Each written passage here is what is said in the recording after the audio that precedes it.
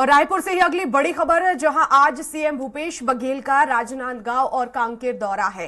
कांकेर में पार्टी कार्यकर्ताओं से मुलाकात करेंगे और कांकेर के बाद राजनांदगांव के दौरे पर जाएंगे सीएम। राजनांदगांव में आम सभा को संबोधित करेंगे। कांग्रेस प्रत्याशी के लिए चुनाव प्रचार भी करेंगे। और हेमंत हमारे साथ लगातार बने हुए हैं। हेमंत, आज कांकेर और राजनांदगांव के दौरे पर रहने वाले हैं सीएम भूपेश बघेल, लेकिन राजनांदगांव में कांग्रेस प्रत्याशी के समर्थन में सभा करेंगे। क्या कुछ मुद्दे हो सकते हैं, क्योंकि वहां से पूर्व सीएम रमन सिंह है और कांग्रेस की तरफ से गिरीश देवांगन है?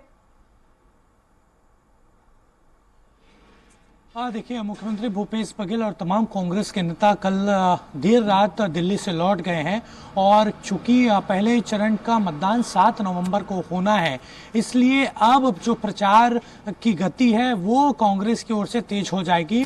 मुख्यमंत्री भूपेश बघेल कांकेर और राजनांदगांव से इसकी शुरुआत आज करेंगे विधिवत तरीके से। कांकेर और राजनांदगांव दोनों जो विधानसभा सीटें हैं वहां पर पहले चरण में मतदान होना है। सीएम भूपेश बघेल 11:30 बजे के आसपास रवाना होंगे कांकेर के लिए। कांकेर में जो प्रत्याशी हैं वहां के शंकर धुर्वा, उनसे मुलाकात करेंगे, उनके पक्ष में वहां पर प्रचार करेंगे। कांग्रेस कार्यकर्ताओं से मुलाकात होगी और उसके बाद सबसे महत्वपूर्ण विधानसभा सीट यानी राजनांदगांव में आम सभा को वो संबोधित करेंगे। और मैंने पहले ही कहा था और कल भी बातचीत के दौरान ये कहा था कि राजनांदगांव की जो लड़ाई है वो इस बार दिलचस्प होगी, क्योंकि कांग्रेस ने गिरीश देवांगन को वहां पर मैदान में उतारा है। जरूर गिरीश देवांगन वहां के लिए नया चेहरा है, वहां पर किसी स्थानीय व्यक्ति को टिकट नहीं दिया गया हो, लेकिन गिरीश देवांगन का मतलब सीधा मुख्यमंत्री भूपेश बघेल से नाम जुड़ा हुआ है और इसीलिए मुख्यमंत्री भूपेश बघेल पूरी ताकत लगाएंगे गिरीश देवांगन को जिताने के लिए। और जब से प्रत्याशी की घोषणा हुई है, गिरीश देवांगन के नाम का ऐलान हुआ है, गिरीश देवांगन उस इलाके में काफी सक्रिय हो गए हैं। लगातार जनता और कार्यकर्ताओं से उनकी मुलाकात हो रही है। तो ये दिन भर का कार्यक्रम मुख्यमंत्री भूपेश बघेल का रहेगा और शेड्यूल इसी तरीके से अब जो पहले चरण में जिन सीटों पर मतदान होना है उन सीटों पर धुआंधार प्रचार मुख्यमंत्री भूपेश बघेल करते नजर आएंगे। बिल्कुल हेमंत, लेकिन अगर हम राजनीतिक समीकरणों की राजनांदगांव में बात करें तो किस तरह से आखिर वोटर्स जो है उनका मन रहता है, किस ओर झुकाव रहता है? क्या यहाँ पर चेहरों को ज्यादा तवज्जो दी जाती है या फिर जातिगत समीकरण यहाँ पर काफी महत्वपूर्ण हो जाते हैं?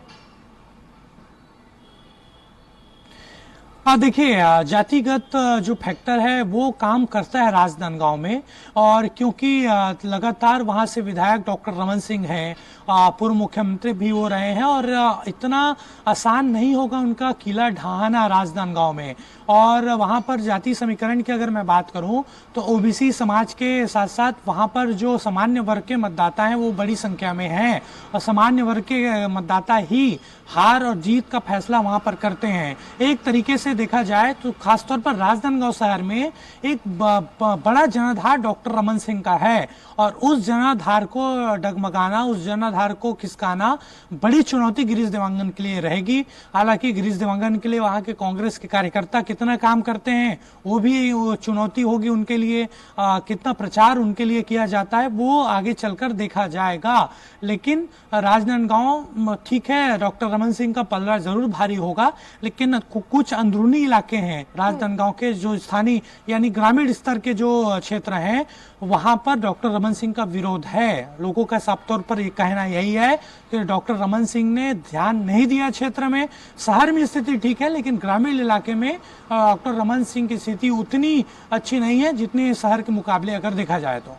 बिल्कुल बने रहिएगा हेमंत।